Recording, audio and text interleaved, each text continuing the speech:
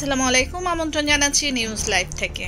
আজকের বিশেষ সংবাদ আপডেট নিয়ে হাজির হয়েছি, সাথে থাকুন, জানাচ্ছি বিস্তারিত। ব্রাজিলের গোল উৎসব, চিলিকে হারালো ৩-০ ব্যবধানে।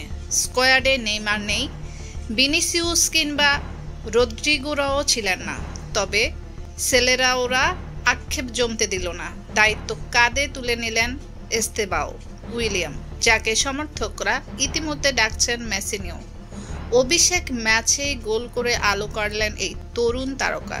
শুক্রবার স্থানীয় সময় এস্তাদিও দে মারাকানায় ম্যাচের শুরুতেই ব্রাজিল বল জালে জড়ালো। অফসাইডের কারণে ক্যাসেমিওর গোল বাতিল হয়, তবে ৩৯ মিনিটে এস্তেবায়ের দুর্দান্ত গোলেই এগিয়ে যায় ব্রাজিল। প্রথমার্ধে শেষ হওয়ার আগেই উত্তেজনা ছড়ালো লাল কার্ডের ঘটনায়। চিলির গিয়ের্মো ম্যারিপানকেও প্রথম রেফারি লাল কার্ড দেখালেও ভিএআরের সিদ্ধান্তে সেটি পরিবর্তিত হয়ে হলুদ কার্ডে নেমে আসে।